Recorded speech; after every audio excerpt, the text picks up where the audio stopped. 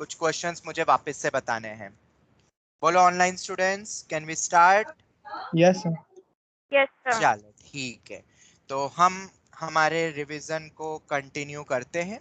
And इस topic के बाद, पीएनसी के बाद, या तो मैं कॉम्प्लेक्स उठाऊंगा या कोनिक सेक्शन उठाऊंगा। मैं अभी से ही तुम्हें बता रहा हूं।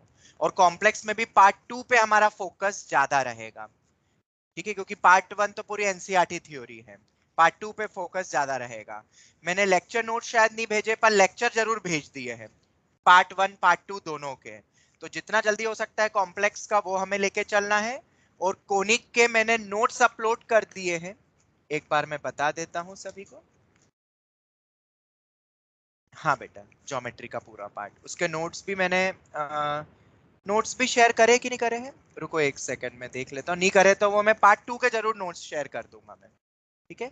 एंड जो हमारा, जस्ट अ मिनट, हाँ, कोनिक सेक्शन के जो लेक्चर नोट्स हैं वो भी मैं बता देता हूँ।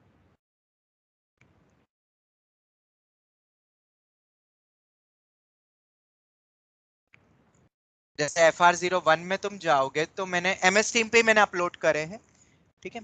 इसमें फाइल सेक्शन में जब तुम जाओगे तो तुम्हें एक फोल्डर दिखेगा जिसका नाम है क्लास 11th क्लास नोट्स, ठीक है। इसमें मैं सब कुछ अपडेट करता रहूंगा, इसको जरूर देख लेना। फाइल्स, कुछ क्वेश्चन बैंक धीरे धीरे करूंगा, ठीक है। जैसे इसमें लेक्चर नोट्स तो तुम्हें दिख रहा है, ये सर्कल के नोट्स है, ठीक है। सर्कल नहीं, इसमें वो मैं बदल दूंगा अभी हेडिंग उसमें थोड़ी। इसमें कॉम्प्लेक्स पार्ट 2 के मैंने अपडेट कर दिए हैं, सर्कल के क्लास नोट्स अपडेट कर दिए हैं, इलिप्स, हाइपरबोला एंड पैराबोला, ठीक है।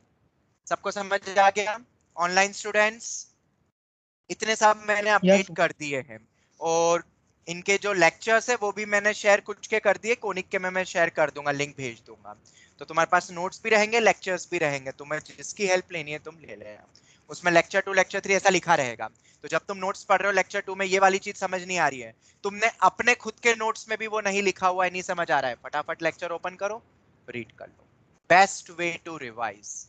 तुम्हारे सीनियर्स ने ऐसे ही पूरा रिवीजन खत्म कर दिया था 1 महीने में, दिसंबर के मंथ में, ठीक है। एक टारगेट उन्होंने बनाया, 4-5 टॉपिक लिए, मैथ्स के लेक्चर, लेक्चर नोट्स या अपने खुद के क्लास नोट्स जो बनाए हैं उनकी हेल्प से उन्होंने 1 महीने में खत्म किया था, जिसमें कॉम्प्लेक्स आ गया, बाइनोमियल आ गया, सीक्वेंस आ गया, कोनिक सेक्शन आ गया, पीएनसी आ गया। ये टॉपिक्स उन्होंने लिए थे। तो अगर तुम भी इस तरीके से टारगेट बना लोगे तो हो जाएगा, ठीक है। और जिसका ये पार्ट स्ट्रांग रहेगा उसको सीधे टिकट मिल रही है एडवांस की, मतलब एडवांस के पेपर देने की, मतलब मेंस क्वालिफाई तुम कर सकते हो। ये इंपॉर्टेंट टॉपिक्स है 11th के मैथ्स के, और हम भी साइड बाय साइड यहाँ पे क्लास में भी प्रैक्टिस करते रहेंगे। Is that clear to all online students? Yes. ठीक है, Yes sir. चलो। तो अगर अपन देखें, अपन ने पिछली क्लास में क्या क्या पढ़ा था, तो एक क्वेश्चन करा था बहुत ही बेहतरीन, जिसमें आइडेंटिकल ब्लैक बॉल्स थी और व्हाइट बॉल्स थी, और ऐसे 10 पिकअप करो, कोई भी 10 कॉन्सेक्यूटिव पिकअप करते हैं तो एक ब्लैक बॉल मिलनी चाहिए हमें। जिसमें हमने इंटीग्रल सॉल्यूशंस की कॉन्सेप्ट लगाई, एक इक्वेशन बनाई, उनके गैप्स के अकॉर्डिंगली कितने होने चाहिए, और फिर हमने देखे थे कुछ 2 डायरेक्ट फॉर्मूले, पर वो यहां लग नहीं पा रहे थे, तो हमने फिर हेल्प ली उसके फॉर्म, उसके प्रूफ की, दैट इज मल्टीनोमियल। मल्टीनोमियल फिर हमने देखा, सॉल्विंग हमने देखी, ये कुछ कुछ हमने बाइनोमियल का पार्ट रिवाइज किया, ठीक है। ये इंपॉर्टेंट पार्ट है, याद रखना, इसे एक क्वेश्चन से सब चीजें आ गई है, कैसे अपन ने कोफिशिएंट निकाला और फिर कंपेयर करके आंसर आ गया था, ठीक है। इसके बाद एक चीज और मैंने शायद तुम्हें कही थी, अगर तुम्हें याद हो तो, मैंने एक उसका लेक्चर भी रिवाइज करने को नोट्स भेजे थे कि नहीं, आई डोंट नो, नोट्स भेजे थे क्या उसके, बट मैंने लेक्चर तो भेज दिया था, मुझे याद है। और वो लेक्चर कौन सा था, एक जिसमें पूरा डिवीजन ऑफ ग्रुपिंग्स का पार्ट था, जो मैंने तुम्हारे लिए छोड़ा था, ये वाला वो पार्ट था जिसमें 3 नीचे फॉर्मूले भी थे, identical to distinct, no group remains empty and all k, और ये पूरा पार्ट, इसके पूरे मैंने लेक्चर तुम्हें भेज दिया है, ठीक है। तो मैं उम्मीद करता हूं अगर नहीं देखा है तो डिवीजन ऑफ ग्रुपिंग्स तुम अपने लेवल पे खत्म करोगे उस लेक्चर को, क्योंकि उसको तुम्हें पूरा स्टार्टिंग से ही समझना पड़ेगा, 2-3 घंटे लगेंगे, पर ये मैंने ब्रीफ में बताया हुआ है पूरा 1-1.25 घंटे में, तो बहुत अच्छे से रिवाइज हो जाएगा। इसकी लिंक सबको मिल गई है ऑनलाइन स्टूडेंट सबको इसकी लिंक मिल गई थी डिवीजन ऑफ ग्रुपिंग्स की?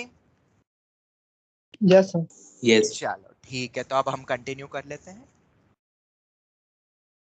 लेक्चर 7।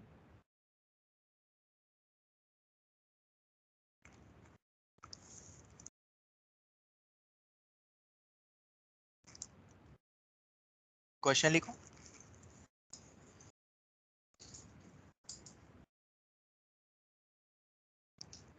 There are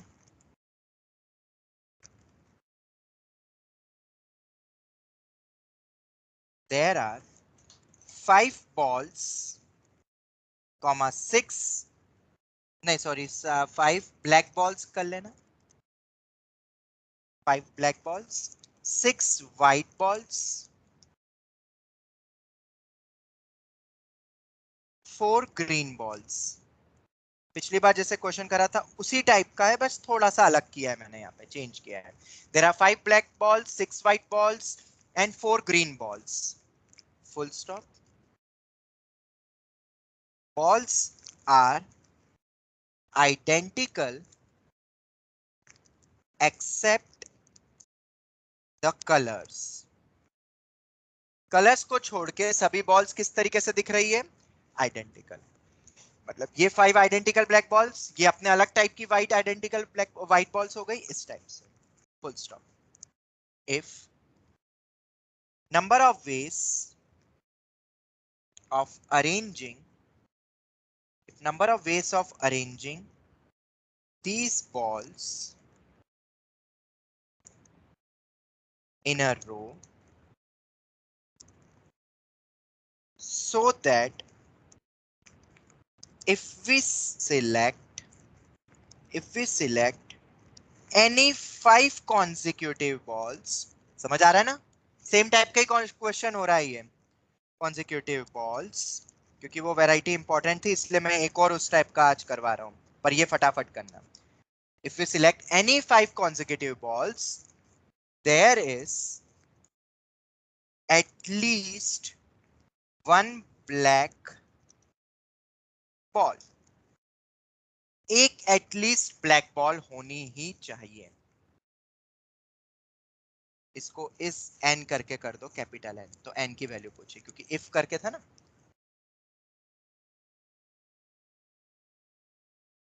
मतलब कोई भी 5 कॉन्जिक्यूटिव बॉल्स उठाऊं मैं तो एटलीस्ट एक ब्लैक बॉल होनी चाहिए।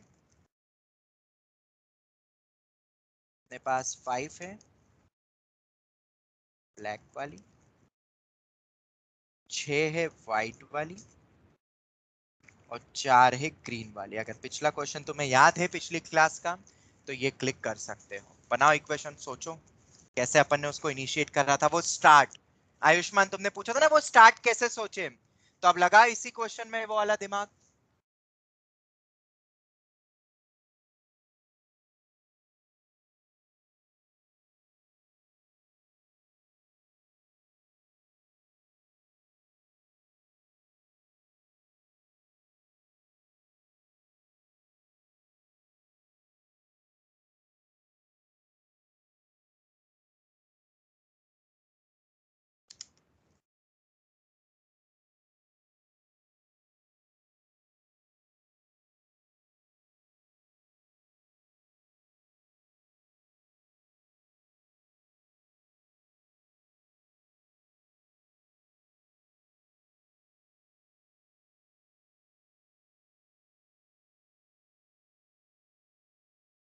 बॉल्स तो सब आइडेंटिकल है ना ब्लैक वाली, तो नंबरिंग करने का कोई फायदा नहीं है।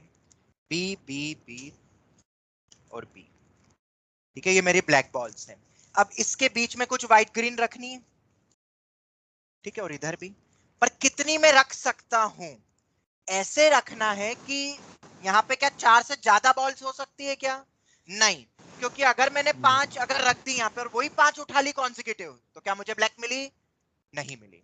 सेम टाइप का है, बस एक टाइप की कलर की वैरायटी मैंने बढ़ा दिया, पिछले में कम रखा था। आंसर 120। इतना फास्ट आंसर इसका मेरे पास बहुत बड़ा चौड़ा आंसर दिया हुआ है। हमारा आंसर ये आ रहा है, देखते हैं मेरे पास 316260 ऐसा कुछ देख लेते हैं देख लेते हैं हम, ठीक है ठीक है। Are identical except the colours, ठीक है। अब सुनना है यहाँ पे ध्यान से, हमें कैसे क्या करना है अब।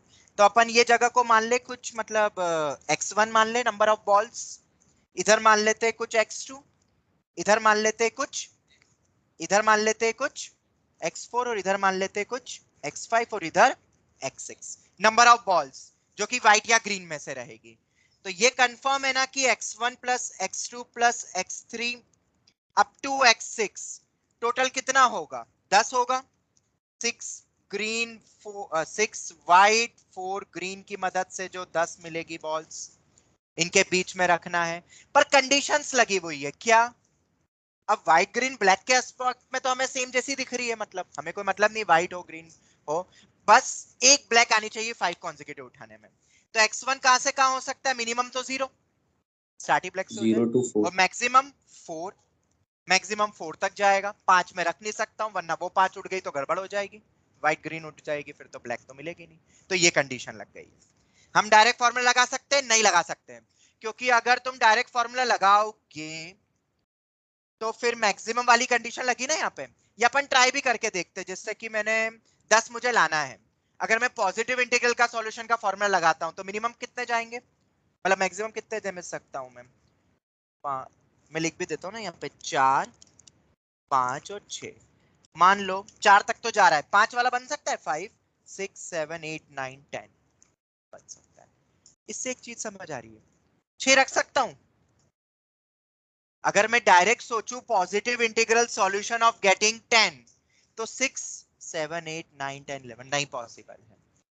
मतलब इसका मतलब क्या है कि कुछ ही केस एक्सक्लूड होंगे, तो हम फॉर्मूला भी लगा सकते हैं और एक्सक्लूड कर देंगे जो केस पॉसिबल नहीं है। समझ आ रहा है, ठीक है। ऑनलाइन स्टूडेंट समझ में आया जो मैंने कहा, कितने केस हटेंगे अपन फॉर्मूला पॉजिटिव इंटीग्रल सॉल्यूशन से वो हटा देंगे, या अगर मल्टीनॉर्मल से ही करना है तो वो मैं बता देता हूं।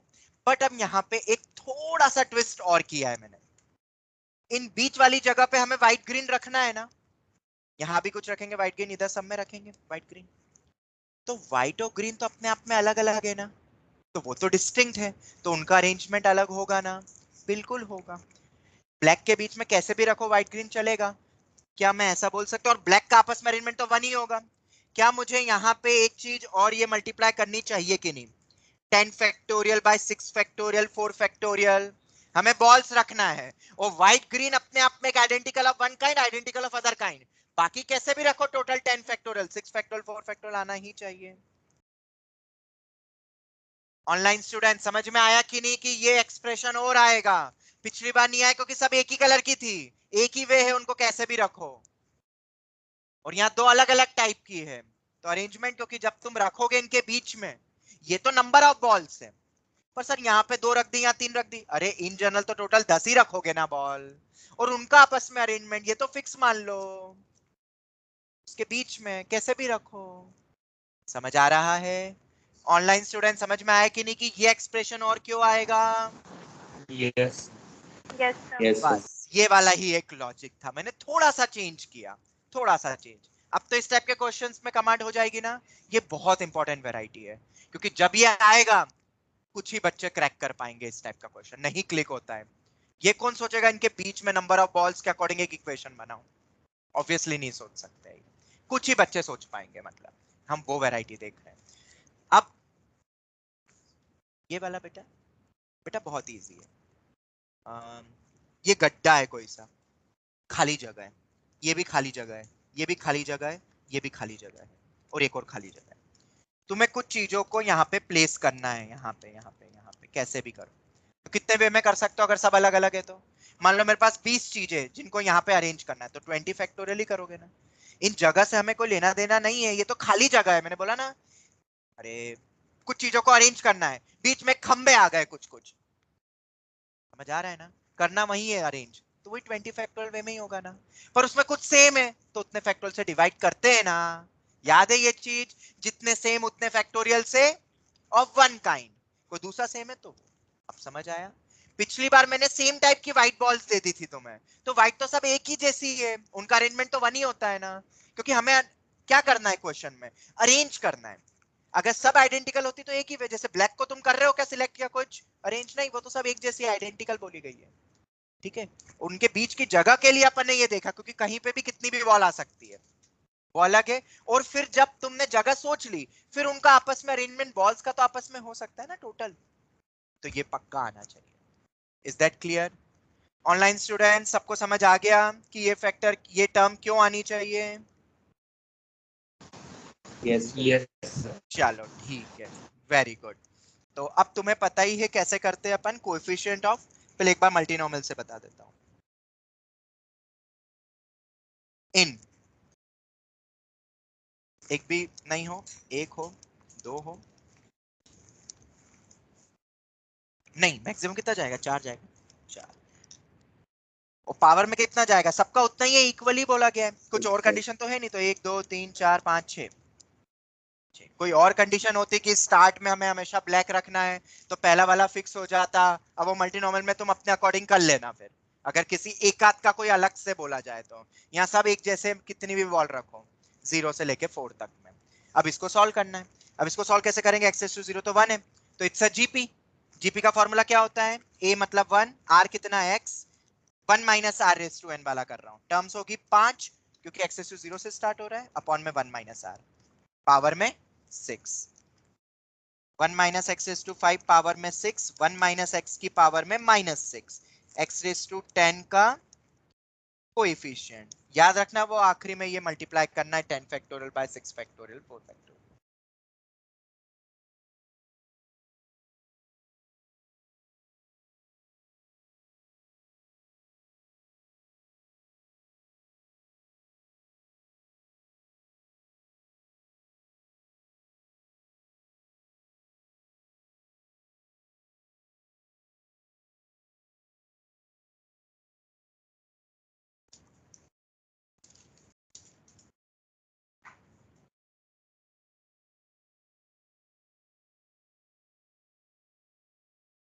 तुम्हारा 10 फैक्टोरियल वाला एक और अलग तरीके से समझाता हूँ मैं, एक दिमाग में और थिंकिंग आ रही है, ठीक है। पहले ये सॉल्व कर लो। याद है तरीका कैसे करते थे, हमें एक्सेस टू 10 चाहिए, इसको एक्सपांड करें, इसको एक्सपांड ही कर देते। देखो अब ऐसे पेयरिंग बना के नहीं, एक्सपांड ही करते, तो पहली टर्म आएगी 6 naught y raise to r, बस 6 नॉट ही रहेगी। आता है ना एक्सपांशन, 1 x प्लस वाई की पावर में n का एक्सपांशन सबको आना चाहिए, n C naught n, sorry n C naught x raise to n, n C naught x raise to n minus r x raise to n, nc1 x raised to n x raised to n minus 1 y, nc2 x raised to n minus 2 y square। ये तो सबको याद है ना, कि ये भी भूल के बैठे हो, बाइनोमियल में जस्ट एक्सपांशन। तो 1 माइनस एक्स रेज टू 5 को करो, 1 मेरा x है, y मेरा माइनस एक्स रेज टू 5 है, तो 60 नॉट मैं डायरेक्ट लिख रहा हूँ, minus 61 minus of x raise to 5, यहाँ पे अच्छा प्लस ही ले लिया ना मैंने, तो फिर plus 62 minus x raise to, अरे मैंने ये गलत करा ना, माइनस एक्स आएगा ना सिर्फ, सेकेंड टर्म इंक्रीज होती है, पहली टर्म डिक्रीज होती है, ऐसे जाएगा। पर ये एक्स अपने आप में कितना है, ये माइनस एक्स रेज टू 5 है ना बेटा, माइनस एक्स थोड़ी ना है। एक और टर्म बता देता हूँ, 63 माइनस एक्स रेज टू 5 का होल क्यूब, ऐसा ये पूरा एक्सपांशन होगा इसका, जिसको और अगर अपन देखें, और एक इसके साथ टर्म एक और कौन सी है, 1 माइनस एक्स की पावर में -6, कितना हुआ, 60 नॉट 1 हो गया, माइनस 61 मतलब 6 हो गया,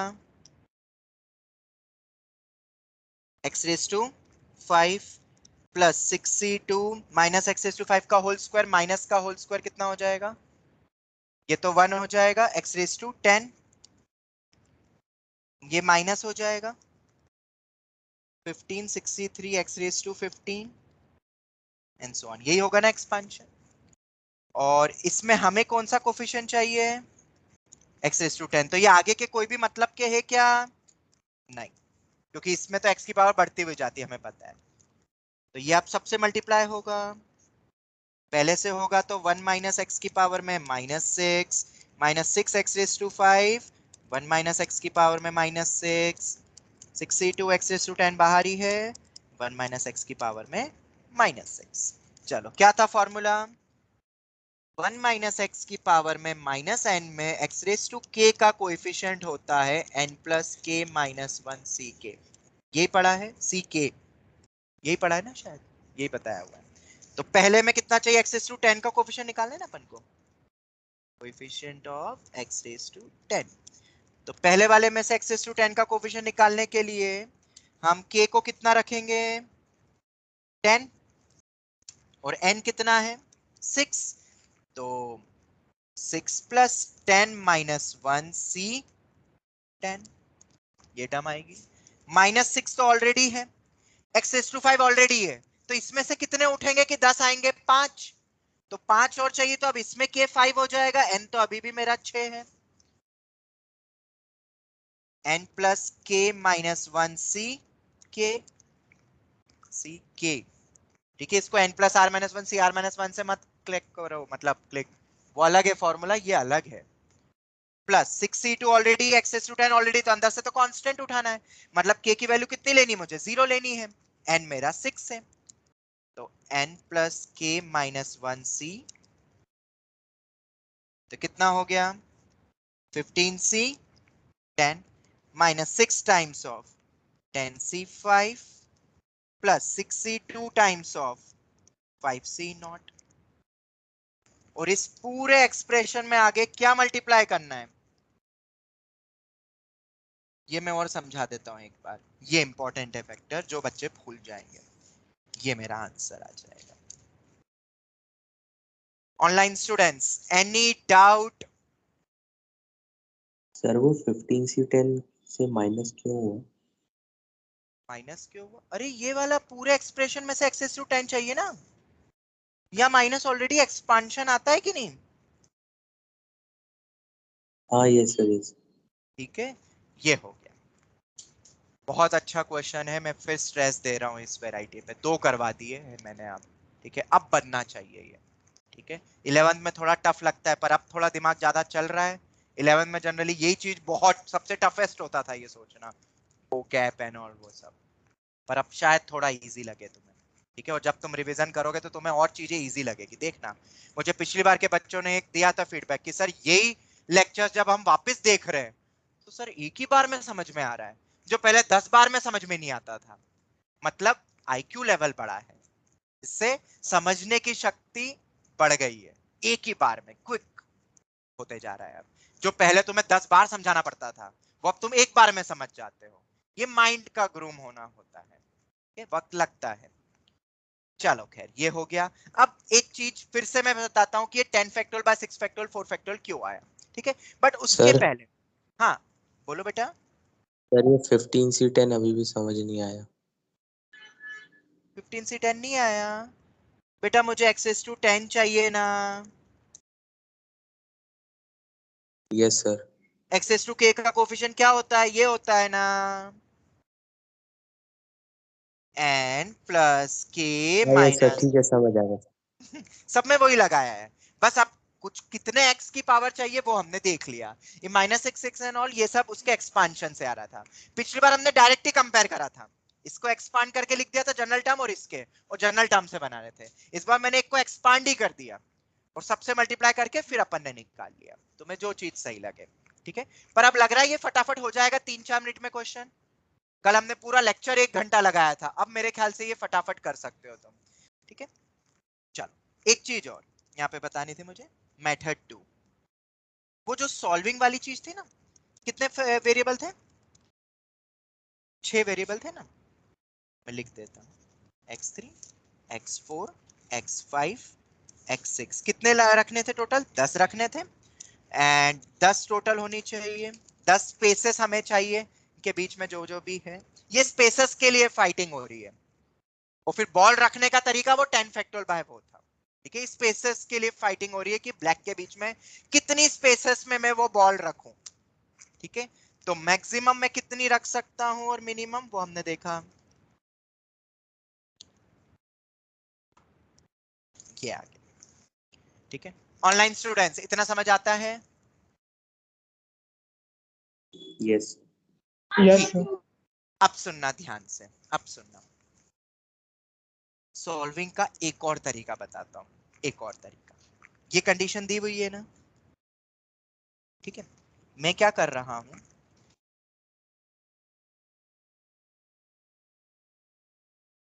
अगर हम मिनिमम 0 है तो हमारे सामने ये वाला फॉर्मूला आता है, आता है कि नहीं, ये फॉर्मूला आता है, ठीक है। अगर हम ये लगाते हैं तो कितना आता है, 10 प्लस 6 माइनस 1c, 6 माइनस 1 कितना हो गया, 15c 5 या 15c 10।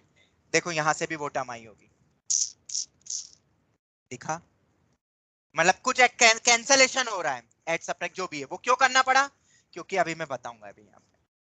इसको 15c 10 भी लिख सकते हैं, ठीक है। अब देखते हैं इसमें कौन से एक्स्ट्रा ऐड हो गए जो हमें यहाँ पे काम के नहीं चाहिए थे। जैसे कि 10 लाना है, तो एक तो ये वाला 5 6 7 8 9 10, क्या इस टाइप के तुमने एडिशनल ऐड करे हैं ना, और ऐसे कितने ऐड करें, 5 1 1 1 2 3 4 5 6, 6 फैक्टोरियल बाय 5 फैक्टोरियल, क्योंकि 1 5 1 1 1 1 ये भी तो एक अलग होगा ना। जब स्टार्टिंग में तुमने एक स्पेस ही छोड़ी, फिर दो ब्लैक के बीच में 5 स्पेस छोड़ी है, वो अलग होगा। पहले स्टार्टिंग में 5 थी, सेकंड पे 1 थी, तो टोटल कितने ऐसे केस आ रहे हैं, 6 केस बनेंगे। तो 6 केस एक्सक्लूड होने चाहिए कि नहीं इसमें, बिल्कुल होने चाहिए। अरे बेटा, हमने टोटल निकाल लिए ना, अब इस टोटल में ये वाला भी केस होगा ना, 10 लाने का तरीका है ना, 5 6 7 8 9 10, पर ये हम ले सकते हैं क्या, फिजिबल नहीं, स्पेस 4 से ज्यादा नहीं ले सकता हूं, क्योंकि व्हाइट ग्रीन 5 हो गई, तो जब 4 कॉन्जिक्यूटिव उठाऊंगा तो 5 कॉन्जिक्यूटिव उठाऊंगा तो मुझे व्हाइट ग्रीन मिलेगी, ब्लैक मिलेगी नहीं, और एटलीस्ट 1 ब्लैक बोली, ठीक है। चलो समझ आ गया ना, तो इस टाइप के केस इसमें से हटा दो, तो जैसे 6 केस तो हट रहे हैं, समझ में आया। और कौन कौन से केस हटेंगे, और भी बहुत केस हटेंगे अभी तो, क्योंकि इसमें 0 भी ले सकता हूं मैं, यहां फंस जाओगे तुम, यहां हम सब्ट्रैक्ट करके नहीं कर पाएंगे, क्योंकि अब 6 वाला लिया जैसे तुमने, ये वाला केस भी हटेगा।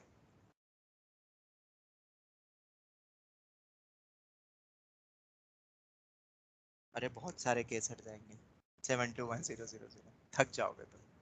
तो ये वाला केस यहाँ फिजिबल नहीं, हमें मल्टीनोमियल से करना पड़ेगा। ये सब एड ऑन हो गए ना, 721 0 0, ये तो लेना ही नहीं है अपन को, और भी बनेंगे, 9 0 0 0 0, अरे 10 0 0 0 0 0 वाला, ये 9 1 ले लो, एक 1 ले लो, और भी बनेंगे 7 1 1 1 0 0 0, थक जाओगे, 6 3 1 0 0 0, बहुत केस एक्सक्लूड हो रहे हैं, तो हम एक्सक्लूजन वाले से जाएंगे क्या, थक जाओगे एक्चुअली तुम, फिर इसमें कर तो सकते सोच सकते, बट टाइम वेस्टिंग है, मल्टीनोमियल से ज्यादा फटाफट हो रहा है, ठीक है।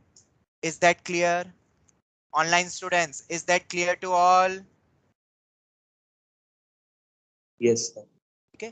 एक तरीका अपन कर सकते हैं, ध्यान से सुनना, हाँ ध्यान से, मेरे दिमाग में एक आ रहा है, अगर फॉर्मूले से ही जाना है तो, और एक्सक्लूड करके मैं सब में एक -1 दे दूं,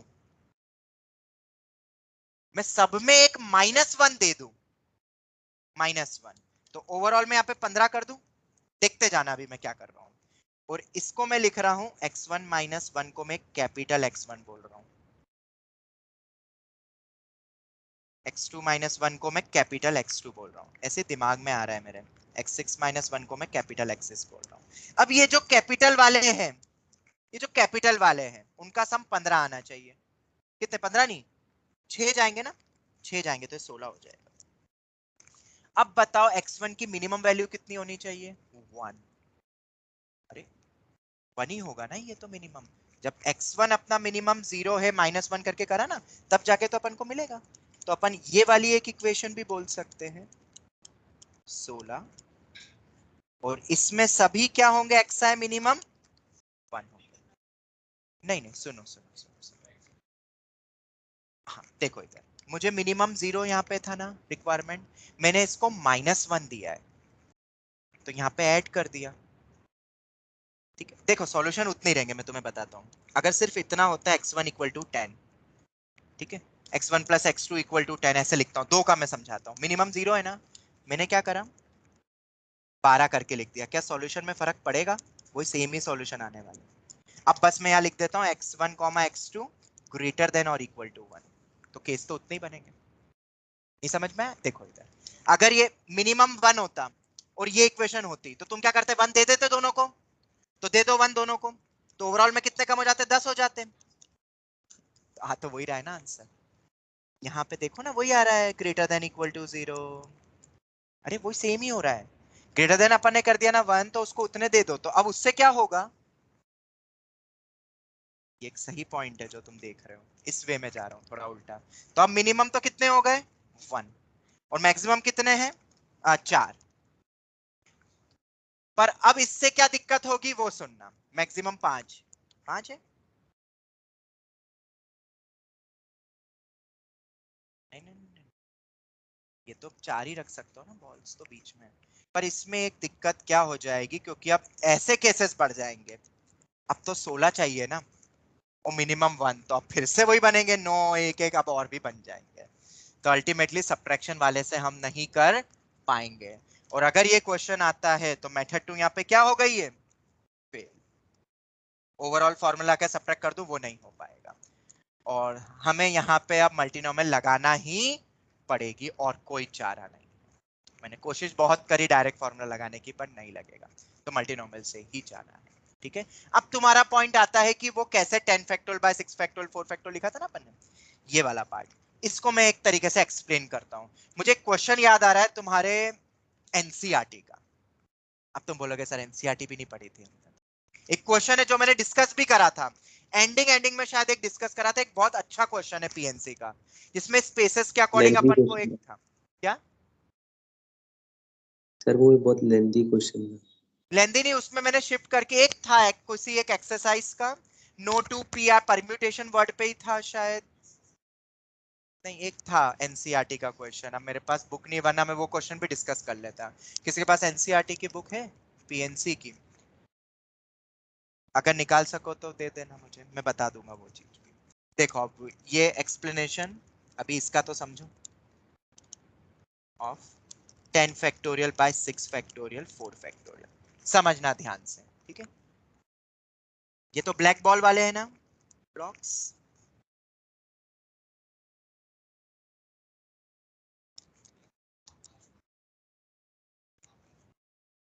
नहीं नहीं वो सब तो ठीक है। देखो अभी ये अपने 6 ब्लैक बॉल्स थी ना, हमने सबसे पहले इससे क्या निकाला, इस सॉल्यूशन से, इससे क्या निकाला अपन ने, जगह कितने हमें रखनी है वहां पे, चार कौन कौन सी कितनी जगह ले सकता हूँ। एक कोई भी एग्जांपल दो जिससे 10 बनेगा, बताओ, 0 मिनिमम 4 मैक्सिमम, बताओ कोई भी एक लो। जैसे कि मैंने यहाँ पे कितनी जगह ली, मैक्सिमम 4 ही ले सकता हूँ, तो यहाँ पे मैंने कितनी ली, 3 ली। यहाँ पे कितनी ली, 1 ली। मुझे कितनी जगह लेनी है टोटल, 10 लेनी है ना, और बोलो, 2 ले लेता हूँ यहाँ पे, और बोलो, मतलब यहाँ पे 3 बॉल्स रखने वाला हूँ, यहाँ पे 1 बॉल, यहाँ पे 2 बॉल, एक और 2 ले ले, एक और 2 बॉल, 3 4 5 6 7 8 9 10, इसे ही ले लेते हैं। यहाँ पे कुछ नहीं रखे अपन ने, एक साथ रख दिया, ठीक है। ये केस आएगा ना, 3 1 2 2 2 2 से 10 बनेगा, 2 2 2 0 0। अब सुनना, मुझे यहाँ पे व्हाइट ग्रीन बॉल रखनी है, तो मैंने क्या करा, देखो इधर, अब तुम ये ब्लैक को मत देखो, तुम्हारे सामने यहाँ पे हमेशा 3 जगह ही है, यहाँ पे हमेशा 3 जगह है, एक जगह, दो जगह, दो जगह, और यहाँ पे हमेशा 2 जगह, कम ज्यादा नहीं होगी, जगह इतनी ही होगी, और इधर कोई जगह नहीं है। अब मैं व्हाइट ग्रीन कैसे रख सकता हूँ, तुम वो भी भूल जाओ, तुम सब डिस्टिंक्ट चीजें लो, मुझे कोई 10 डिस्टिंक्ट चीजें बताओ। नहीं अरे मतलब 10 डिस्टिंक्ट चीजें बताओ, कोई भी चीज बोलो ना, कोई भी डिस्टिंक्ट, 10 अलग अलग लेटर्स ले लेता हूँ, A B C D E F G H I J, ठीक है। क्या ये आपस में अरेंज नहीं हो सकते, देखो, B A C E F D H G I J ले लेते हैं, या जे आई कर दो, तुम बाकी को मत देखो, इनका अरेंजमेंट चलता रहेगा ना, ऐसे घूमता रहेगा ना, ये ऐसा घूमता रहेगा ये अरेंजमेंट, तो कितने वे में अरेंज होगा, हमेशा 10 फैक्टोरियल रहेगा। छोटे से एग्जांपल में बताऊं क्या, एकदम छोटा,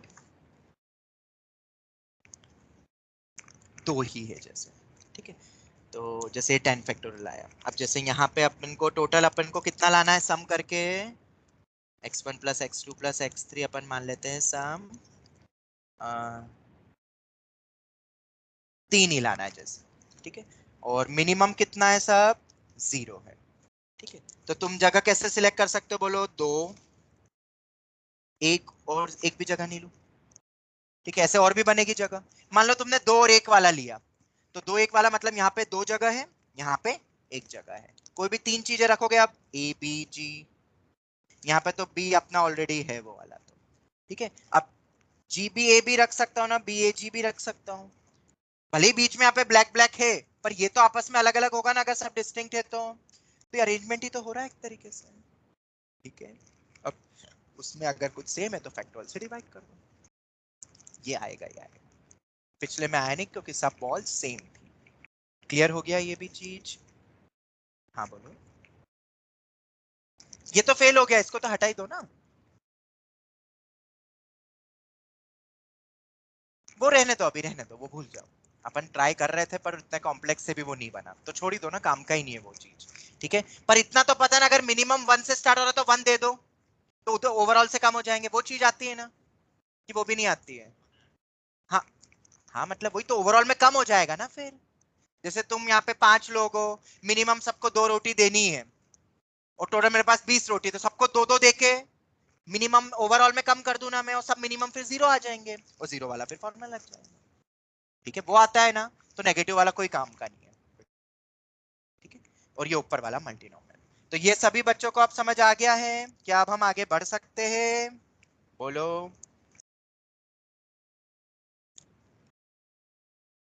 यस। ऑनलाइन स्टूडेंट्स, हाँ ठीक है। अब वो जो एक क्वेश्चन की मैं बात कर रहा था, एक सेकंड, मुझे जहां तक याद आ रहा है, तुम्हें मैंने जब प्रोबेबिलिटी पढ़ाया था ना, शायद 11th में जब प्रोबेबिलिटी पढ़ाया था, उसके नोट्स इसमें होंगे ना, कि तब तक तो मैं इसमें पढ़ाना शुरू कर दिया था। कहीं दिख रहा है क्या वर्ड प्रोबेबिलिटी लिखा हुआ? हाँ? कोई एक एक्सरसाइज का क्वेश्चन है आखिरी, ये पूरी बुक ही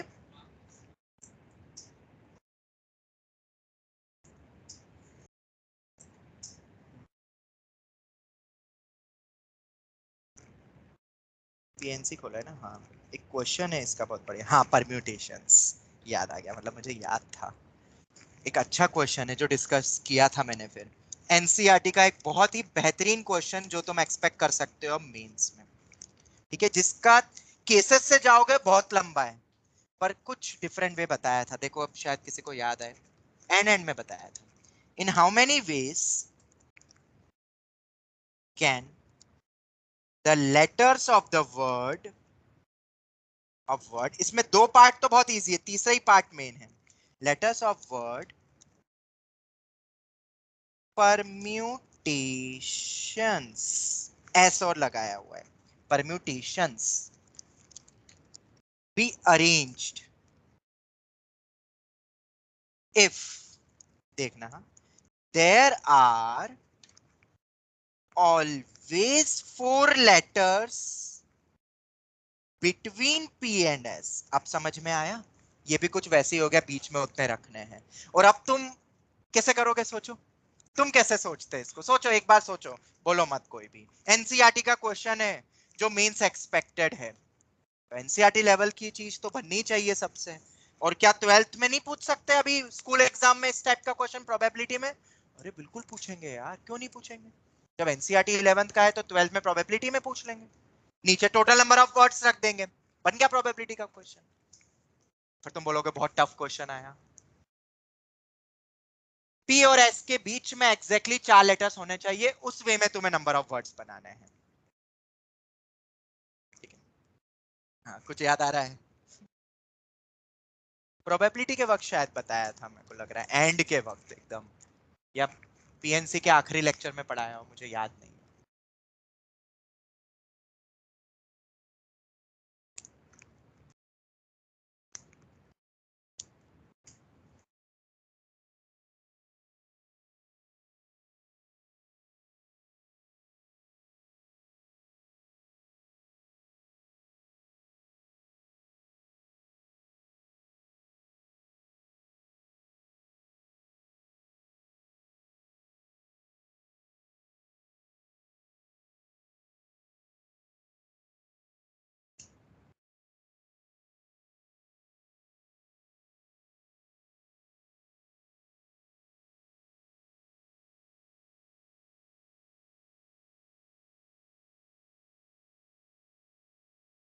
तुम्हें पता है इस वेंसडे को इनॉग्रेशन है आनंद के सेंटर का।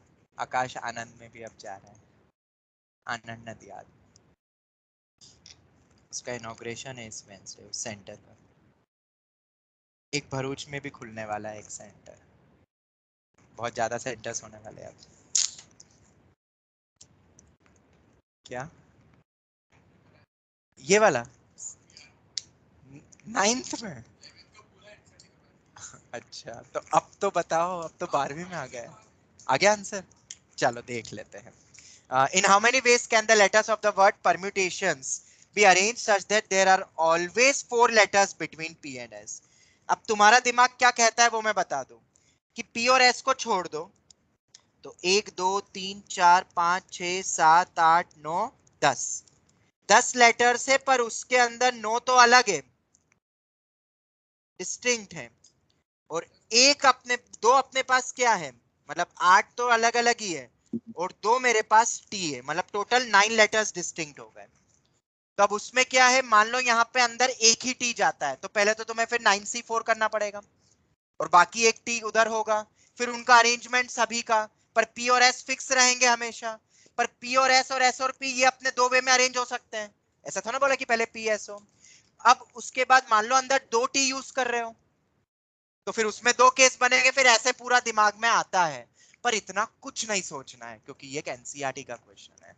अब सुनो क्या वे है। नहीं नहीं नहीं नहीं नहीं, एनसीईआरटी यार, तुम कहां जा रहे हो, एकदम इजी। देखो इधर, जब तुम्हें बोला है कि पी और एस, एसपी और पीएस अपन इंटू 2 कर लेंगे आखिरी में, मुझे बताओ तुम्हें क्या कहा है कि पी और एस के बीच में कितने होने चाहिए हमेशा, 4। तो 4 मान ही लो ना, उस समय अपने पास 0 से 4 ऑप्शन थे ऊपर, तो अपन ने उसके लिए इंटीग्रल सॉल्यूशन मल्टीनोमियल से करा, यहाँ पे तो फिक्स कर दिया है, तो फिक्स कर दिया तो उतनी जगह रख ही दो, रख दो, मतलब जहां भी जाएंगे पी और एस बीच में तुम्हें 4 जगह हमेशा दिखेगी। 2 इन्होंने जगह ले ली, बची कितनी जगह, ये एक जगह, ये गई, ये गई, 1 2 3 4 5 6, ये तो हो गया 6, टोटल कितने 12 है ना, तो रेस्ट कितनी बची 6। अब वो रेस्ट 6 प्लेसेस कहां होगी, या तो इधर या तो इधर, मतलब ऐसा होगा। अब देखो मैं कैसे बताता हूँ, सुनना। हाँ, मैंने स्टार्ट करा मान लो पी से, 2 3 4 एस, और 1 2 3 4 5 6, एक ये केस बनेगा, बनेगा कि नहीं बनेगा, 5 जगह ही ना, और इसके आगे बाकी सब है। पी और एस के बीच में हमेशा कितनी स्पेस रहेगी, 4 ही रहेगी। अब मैंने एक आगे छोड़ दिया, 1 2 3 4, 1 2 3 4 5, ऐसा भी पॉसिबल है, खसकाते जाओ,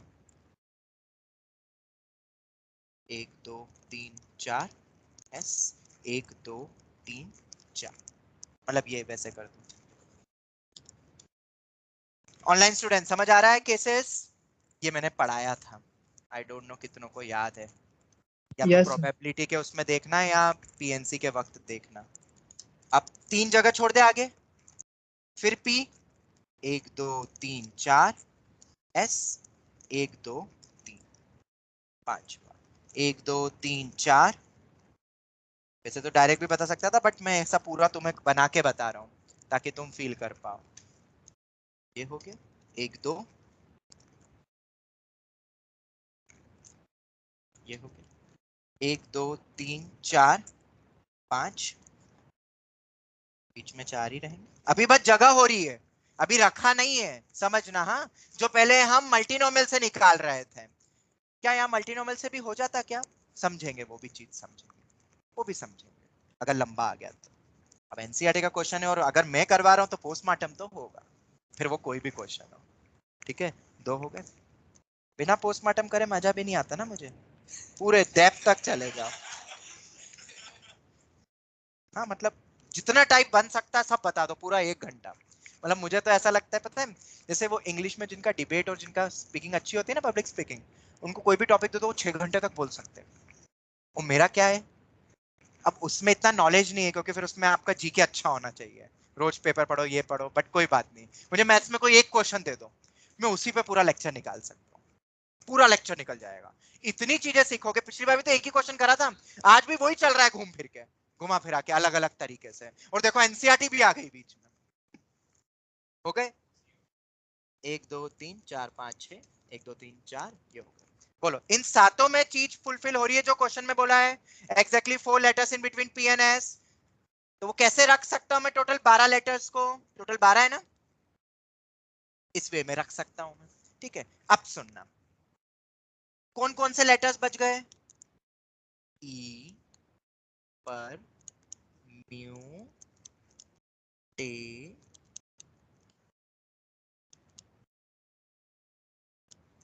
यही है ना, ओ एस नहीं, ठीक है, ये हो गया। तो अब इनको रखना है, कहां रखोगे, 1 2 3 4 5 6 7 8 9 10, 10 चीजों को इन 10 जगह पे रख दो, रख दो, बस रख दो, जितने वे में रख सकते हो वही मेरा वे होगा ना, जैसे अभी ऊपर भी बताया। सर बीच में अरे उससे क्या, अरे तुमसे जब पूछा जाता था चार चीजें हैं, चार को अरेंज करो, तो 4 फैक्टोरियल करते थे ना। अब तुम ये थोड़ा देखते थे कि चार के बीच में कोई दीवार लगी हुई है एक के बीच में, तुम तो उन चार को ही देखते थे ना। अब तुम ये जगह देखो, 10 जगह है, 10 चीजों को रखना है, पी एस अपने अकॉर्डिंग फिक्स हो गए, और रखी मैंने ऐसी, इसको ऐसे भी तुम समझ सकते हो। एक और एग्जांपल, चेयर्स रखी हुई है, एक बंदा है, दो बंदे हैं, ठीक है, हीथ, एक हीथ और एक यूविन, एक बैठा है पहली चेयर पे, बैठ गया, वो पहले ही फिक्स था ना तो बैठ गया, और एक बीच में चार चेयर छोड़ दी, फिर हीथ तुम उधर आ जाओ पांचवी चेयर पे, और बाकी और चेयर खाली है। अब बाकी सब आएंगे, वो कितने वे में बैठ सकते हैं, वो पी और एस तो देखेंगे ही नहीं, वो बीच में हमेशा चार ही चेयर रहेगी ना, कम तो नहीं हो सकती ना चेयर, तो चार ही बोली भी है तुम्हें बीच में, बाकी अब जैसे बैठे उनका अरेंजमेंट। अब समझ में आया, रेस्ट का वही है जैसे लीनियर वे में अरेंजमेंट होता है, क्योंकि ये चार जगह मैंने फिक्स कर दी, मैंने चेयर ही बीच में रख दी है, चार चेयर नहीं हिलेगी, बच्चों को बैठना है उन चेयर्स पे, तो जगह तो चार ही रहेगी ना, उन दो यूविन और तुम में बीच में तीन, दो मैंने जगह छोड़ दी, तो दो में तो हमेशा जाएंगे ना, बाकी और भी है, तो तुम्हें बाकी को क्या करना है तुम दोनों से, वो तो उधर बैठेंगे उधर बैठेंगे, कोई और कंडीशन तो है नहीं कि ये हितेन आके बोलेगा मुझे यूविन के पास ही बैठना है, तो फिर उसको कंडीशन लगेंगे तो उसको वहां पे बिठा देंगे पास में, रेस्ट को अरेंज कर लेंगे। अब उसमें कुछ आइडेंटिकल है तो उतने फैक्टोरियल से डिवाइड, पहले व्हाइट ग्रीन था, यहां दो टी है, तो इस केस में आंसर कितना हो जाएगा, 10 फैक्टोरियल बाय 2 फैक्टोरियल। सेम इसमें भी वही आंसर होगा ना, सेकंड केस में भी 10 फैक्टोरियल बाय, क्योंकि स्टार्ट में अगर एक चेयर और छोड़ दी तो बाकी तो ये कितने वे में भी कहीं पे भी जा सकते हैं, तो 10 फैक्टोरियल बाय 2 फैक्टोरियल कितना बार आएगा, 7 बार आएगा, और एक इंटू टू और क्यों करेंगे, क्योंकि P और S और P भी तो आपस में स्विच हो सकते हैं, ये मेरा आंसर है, और ये सबसे इजी है, वे सबसे इजी, इसमें कुछ नहीं करा हमने, और ये एनसीईआरटी का क्वेश्चन है, समझ आया, यही आंसर आया था यूविन, ये हो गया, ठीक है। और अगर इसको आप और पोस्टमार्टम करना है तो क्या इस चीज को भी मल्टीनोमियल से सोच सकते हैं बिना केस बनाए, नहीं नहीं नहीं, अभी देखो देखो थोड़ा और फील करते हैं, वहां जैसे व्हाइट ग्रीन था ना, यहाँ पे ये लेटर्स है बस और कुछ नहीं है, और डिस्टिंक्ट ज्यादा है, आइडेंटिकल सिर्फ दो ही है, वहां आइडेंटिकल अलग थे बहुत सारे थे, देखना हाँ, पी और एस ऐसा कुछ रहेगा, यहाँ एक भी नहीं होगा मतलब स्टार्ट पी से हो रहा है, यहाँ एक होगा तो सेकंड पोजीशन से पी स्टार्ट हो रहा है, मतलब सेकंड केस, अगर बीच पहले वाले में दो रख दिए तो पी थर्ड पोजीशन से स्टार्ट हो रहा है, सब आ रहा है ना केस, तो मुझे बताओ इस जगह पे कितने ऑप्शंस होंगे, मान लेते हैं यहाँ पे x1 नंबर ऑफ प्लेसेस तुम ले रहे हो, प्लेसेस देखते जाना, x2 इधर, पहली बार हम एनसीईआरटी में मल्टीनोमियल सोच रहे हैं, सोचो मतलब कितना सीधा थिंकिंग, लेवल ऑफ थिंकिंग, और फिर बोलते हैं कि मल्टीनोमियल तो एनसीईआरटी में दी नहीं है, अरे कहां नहीं दी है, ये देखो दी है इनडायरेक्ट वे में, समझ आ रहा है, यही आईआईटी करती है, आईआईटी कभी भी बहुत हाई फाई नहीं पूछती है, out of the world type question, वो तो किसी से भी नहीं बनेगा छोड़ दो, पर वो कंटेंट रिलेटेड ही ऐसे क्वेश्चन बनाती है ना, थ्योरी रिलेटेड जो तुमने पढ़ी है, वहां दिमाग लगाना है तुम्हें बहुत, it's all about mind game, याद रखना, दिमाग लगाओ, आईआईटी पाओ, और आईआईटी पाओ अच्छा पैसा कमाओ, ठीक है, अल्टीमेटली वही टारगेट होता है ना सबका, इसलिए वैसे ही बोलो तो अच्छा है ना, डायरेक्ट हम ये सब क्यों कर रहे हैं, पैसे कमाने के लिए, और कितने डॉलर्स में पैसे कमाने, और एथिकल वे में, कुछ भी अनएथिकल नहीं है, मेहनत करके करेंगे भाई, दिमाग लगा लगा के।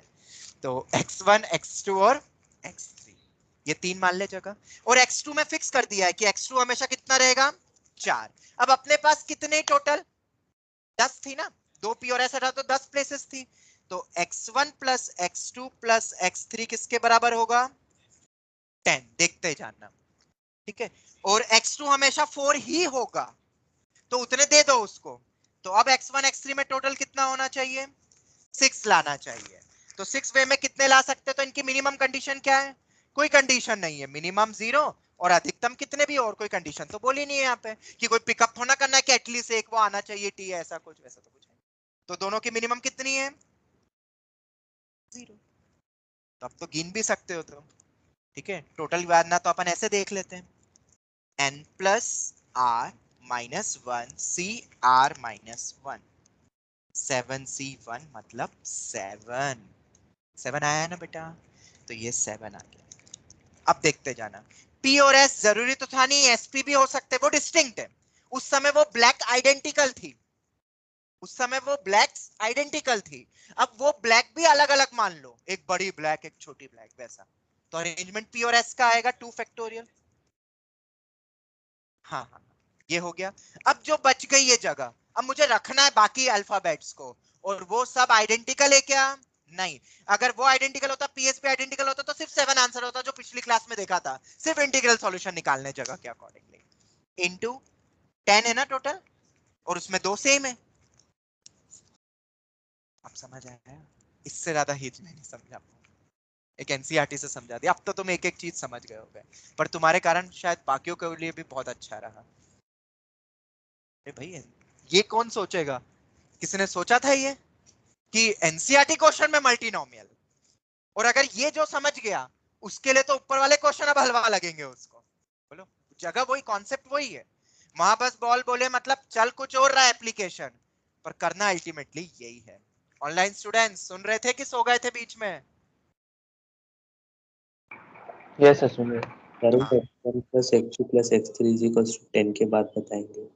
बेटा, x1 plus x2 plus x3 p और s के आगे पीछे जो गैप्स है, p और s के बीच में तुम्हें क्या बोला इस एनसीईआरटी में क्वेश्चन में कि हमेशा कितनी लेटर्स होने चाहिए 4, मतलब और कितनी जगह कितनी गैप्स रखनी है हमेशा उनके बीच में 4, हमेशा 4। तो x2 तो फिक्स ही हो गया, मल्टीनोमियल में तीनों वेरिएबल्स के अलग अलग कंडीशंस हो रही है, बीच वाला हमेशा ही 4 रखेगा, 4 दे दिया।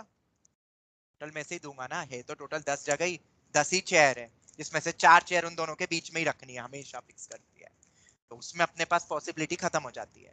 पर पहले और आखिरी में तो फिर रहेगा ना उधर कितनी उधर कितनी। प्रैक्टिकल एग्जांपल भी अगर सब ऑफलाइन में होते हैं, चेयर्स होते तो मैं तो प्रैक्टिकल कर करके बता देता ही, तुम थक जाते हैं, फिर तुम खुद ही मान लेते हैं हाँ केसेस बन रहे हैं अलग अलग, ठीक है। और उसका बेटर है कि ये सॉल्व करके कर लो x1 x3। अब ये दो जब बच गए, मतलब p के आगे कितने हो सकते हैं, एक भी नहीं हो या सबके सब रख दो, और s के आगे सब हो या एक भी नहीं हो, मतलब मिनिमम बाउंडेशन ही है, मैक्सिमम तो कितना भी हो चलेगा। अब समझ आया बेटा? अरे वो तो सर तो 10 जो लाने के वो लिए फिक्स हो रहा है ना, अलग से थोड़ी ना है कुछ कंडीशन। अरे 10 लाने के लिए x3 मैक्सिमम फिक्स होगा ना, जैसे 6 लाने हैं तो इधर 0 रखोगे तो 6, तो मैक्सिमम 6 ही तो है। ये रहा आखिरी केस, नहीं पहला केस 0 और ये 6। हाँ x1 भी 0 से 6 और x3 भी 0 से 6। अरे तो वही तो देगा n प्लस r माइनस 1 से r माइनस 1 क्या दे रहा है 6 लाने की सभी पॉसिबिलिटी, तो उसमें सब आ गई ना बेटा। 0 6 भी आया, एक्सक्लूड करना है क्या उसको, नहीं। जब सभी इंक्लूड हो रहा है तो फिर मैं क्यों मल्टीनोमियल लगाऊंगा, फिर तो डायरेक्ट फॉर्मूला लगा दूंगा। अरे मैक्सिमम बेटा, डाइस देखिए, डाइस डाइस पक्का देखिए ना, तुमने डाइस को 2 बार रोल करा, सुनना आखिरी बार बता रहा हूं, ध्यान से सुनना, कभी नहीं बोलोगे। 2 डाइस को थ्रो करने पे तुम्हारे सामने 10 आना चाहिए सम, या चलो छोटा कर दें 8 आना चाहिए, ठीक है। तो तुमने एक फॉर्मूला पढ़ा है पॉजिटिव इंटीग्रल सॉल्यूशन का, क्या पढ़ा है n-1c n-1, उसमें मिनिमम 1 ही होता है, डाइस पे भी 1 आता है। पर ये वाला फॉर्मूला जब तुम लगाओगे तो 7 और 1 वाला भी ऑप्शन लिया होगा ना उसने, इस फॉर्मूले को पता है कि डाइस फेंकी है, नहीं, उसको सिर्फ इतना पता है कि 2 का सम 8 चाहिए और मिनिमम 1 होना चाहिए। तो ये केस हमें लेना था क्या? नहीं लेना था। मतलब मैक्सिमम बाउंडेशन बदल गई ना अपनी। मैक्सिमम कितना हो सकता है? सिर्फ 6। ठीक है, तो फॉर्मूला लगा पाऊंगा क्या मैं? नहीं, फॉर्मूला तो 7 1 वाला भी केस लेगा, 1 7 वाला भी लेगा। समझ आ रहा है? पर वो हमें चाहिए नहीं, तो ओवरऑल फॉर्मूले से हटा सकते हो फिर वो केस जो अपन उधर कर रहे थे एक्सक्लूड करके। डाइस पे कैसे 7 आएगा यार?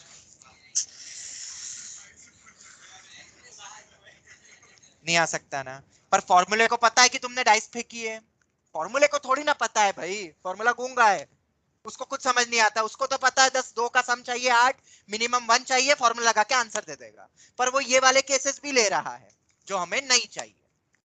अब क्यों ऐसा हुआ? क्योंकि मैक्सिमम बाउंडेशन लग गई है यहाँ पे 6 मैक्सिमम हो सकता है। अब सुनना, मान लो मैं इक्वल टू में लिखता हूं, एक और देखना, अगर ये इक्वल टू में मैं 7 दे देता, अब फॉर्मूला भी वैलिड है भले मैक्सिमम बाउंडेशन भी हो। क्यों? फॉर्मूला जब लगाओगे तो 7 लाने के कितने वेस होंगे? एक 6 1 भी आएगा, तो वो चलेगा ना, डाइस पे आ सकता है। तो भले ही मैक्सिमम बाउंडेशन है पर फॉर्मूला भी उतने ही केस देगा अपन को जो बाउंडेशन के अकॉर्डिंग आ रहा है मल्टी। तो वहां लगा देंगे अपन फॉर्मूला। जैसे यहाँ पे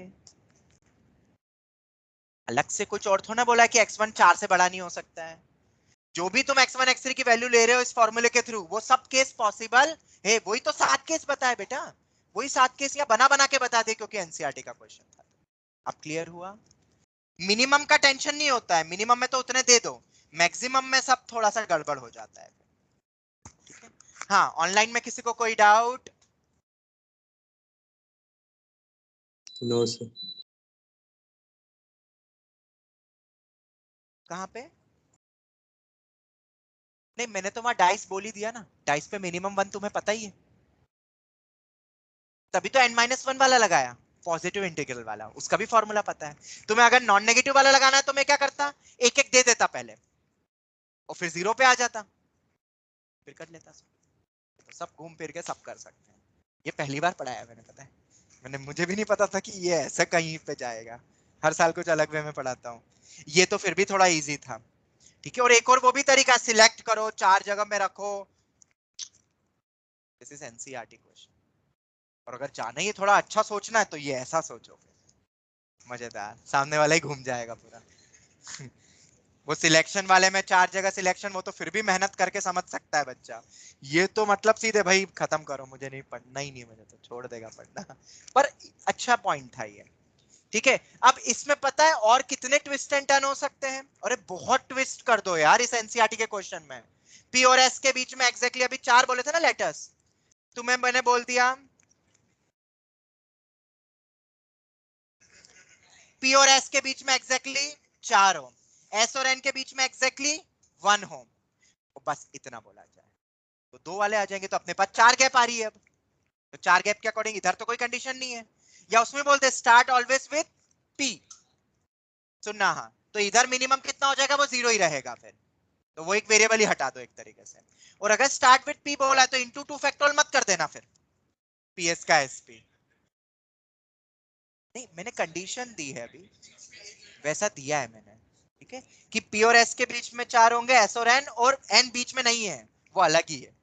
हाँ, ये बिल्कुल सही बोला हितेन ने कि एन तो बीच में भी हो सकता है ऐसे, तो फिर और बीच में एक पर एस और एन के बीच में एक हो तो यहाँ एक हो जाएगा, तो 2 केस लेने पड़ जाएंगे, एक बार बाहर रखो और एक बार अंदर रखो, और इसके बीच में एक गैप रखो और इधर 3 गैप रख दो, मतलब 3 नहीं, 2 हो गए, 2 गैप रख दो तो 2 केस बन जाएंगे।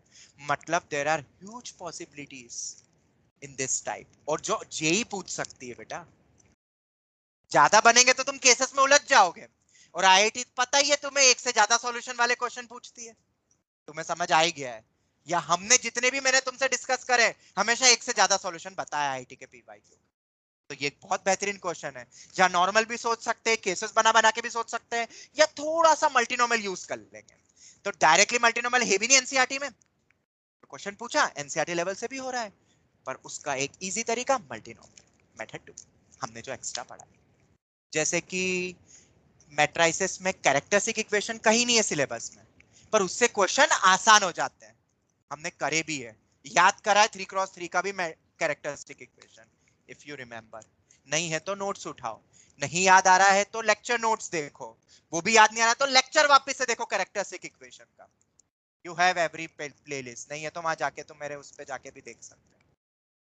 इसी में पढ़ाई में थोड़ा इंटरेस्टिंग लगता है, जैसे तुम कभी बैठे हो तुम्हें समझ नहीं आ रहा क्या पढ़े, मैं रिवीजन की टिप्स दे रहा हूँ जो पिछले बार के बच्चों ने मुझे दी और अभी आईआईटी में है, कुछ पढ़ने का मन नहीं हो रहा है क्या करें, तो कोई जो तुम्हें आता है टॉपिक, उस टॉपिक को याद करो 2 साल में, और उससे रिलेटेड तुमने जो जो भी पढ़ा है वो दिमाग में बोलो, सोचो, फिर तुम्हें ऐसा याद आएगा यार हमने ना क्वाड्रेटिक याद आ रहा है क्योंकि वो बहुत इजी लगता है, पर उसमें लोकेशन ऑफ रूट्स करके कुछ था जो अभी एकदम बाइंड बंद है, सीधे नोट्स उठाओ, समझ में आता नहीं है, मैथ्स में क्वेश्चन ही होता है ना, वो भी समझ नहीं आ रहा है, लेक्चर की लिंक उठाओ, लोकेशन ऑफ रूट्स वाली पूरी देख डालो, 1 घंटे में वो खत्म, और एकदम इंटरेस्ट डेवलप हो जाता है। फिर इस वे में भी बच्चों ने रिवाइज किया है। ठीक है, तुम बोर्ड्स का पढ़ रहे हो, ऐसे ही सोचो कि कौन कौन से रिलेशन एंड फंक्शन में टॉपिक्स थे, रिलेशन, रिफ्लेक्सिव सिमेट्रिक ट्रांजिटिव याद है कि नहीं, ए बी बी सी ए सी, और क्या था नहीं याद है, फटाफट नोट देखो, बुक खोल के देखो, एनसीईआरटी देखो, नहीं आ रहा समझ में, लेक्चर नोट्स उस वाली लिंक पे चले जाओ सीधे, नहीं मिल रहा है तो मैं हूं ना, मैं बता दूंगा कौन सा लिंक है, पर तुम भी देख सकते हो, इसलिए मैं हेडिंग देता हूं उन सब में लेक्चर्स में, ये एक तरीका है।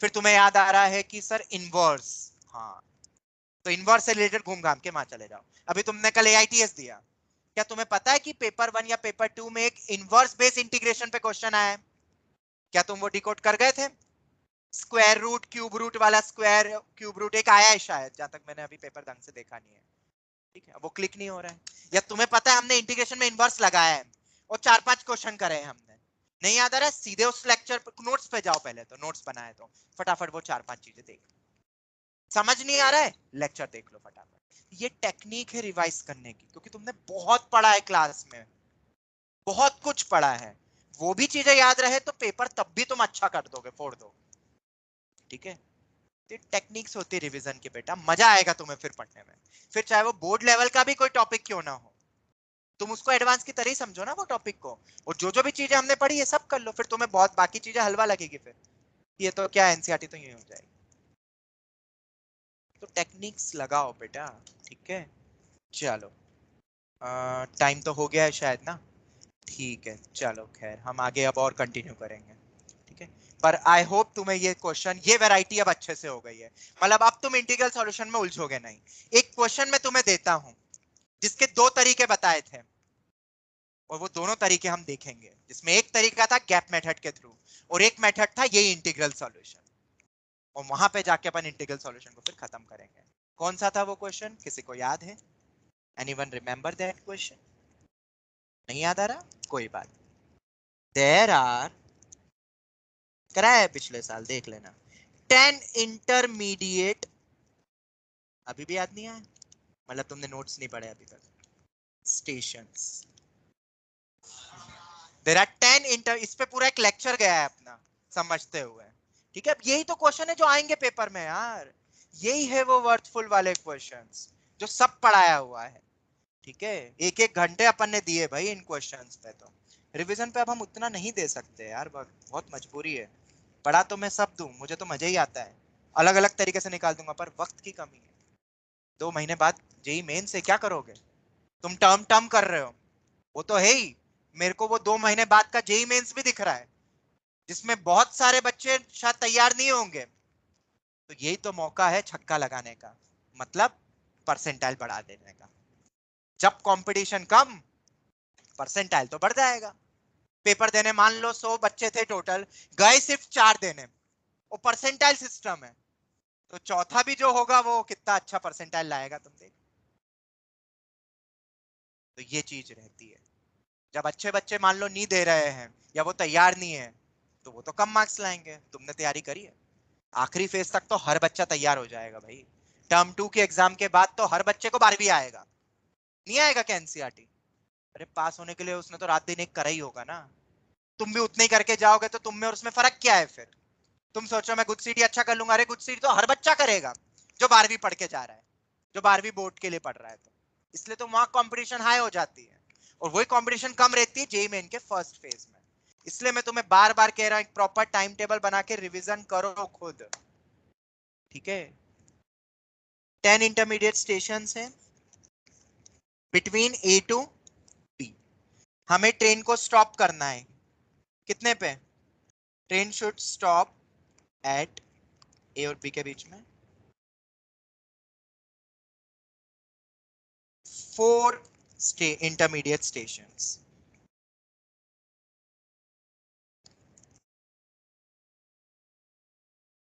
Such that yeah, no two station stoppage are together. No two station are together. मतलब अगर तुम इंटरमीडिएट स्टेशन 2 पे रुक रहे हो तो क्या 3 पे रुक सकते हो फिर? नहीं।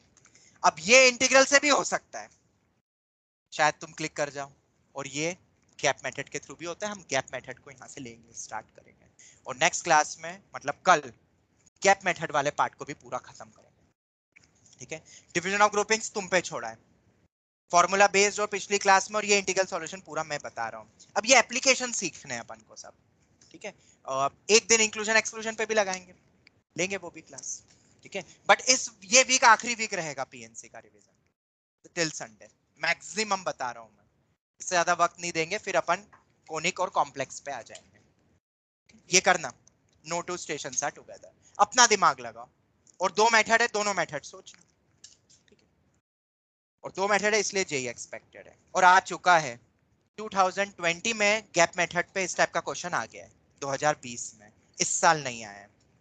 उम्मीद करते तुम्हारे साल फिर से रिपीट हो gap method. Thank you very much. Sir हाँ बेटा बोलो कपिल। सर जो 5:15 से 6:30 वाला पेपर है वो ऑनलाइन होगा? अच्छा ये वाला आज का पेपर, हाँ वो तो आई ट्यूटर पे दिखेगा ना तुम्हें, आई ट्यूटर पे अवेलेबल ही है। ओके पर ऑफलाइन जिसको प्रैक्टिस करनी है वो आ सकता है उस टाइमिंग पे। ठीक है, पर वो सिर्फ ऑब्जेक्टिव पोर्शन वाला रहेगा। ठीक है, ओएमआर हम देंगे, उसका रिजल्ट निकलेगा, ओएमआर तुम्हें मिलेगी। जैसे तुम फाइनल एग्जाम वाले दिन दोगे ना सीबीएसई वाला पेपर भी, वो भी तो ऑफलाइन होगा, वो थोड़ा ना ऑनलाइन हो रहा है। तो इसलिए मैंने आज का पेपर ऑफलाइन रख दिया आखिरी स्लॉट में। केमिस्ट्री सर थोड़ा सा बिजी रहेंगे, या वो बोल रहे थे शायद अभी फिजिक्स की तरह जगह केमिस्ट्री लग जाए, ऐसा भी हो सकता है, मुझे पता नहीं। अच्छा बोल दिया है, अच्छा मैसेज आ गया है, मैसेज आ गया। तो अभी तुम्हारा फिजिक्स का लेक्चर आज नहीं होगा, आज केमिस्ट्री का लेक्चर होगा, और थर्ड में तुम्हारा बोर्ड एग्जाम बेस्ड टेस्ट रख दिया है। Thank you very much. Thank you sir. आज फिजिक्स का टेस्ट है और केमिस्ट्री का भी क्लास लग जाएगा। सर को थर्ड लेक्चर में एक्चुअली कहीं जाना है।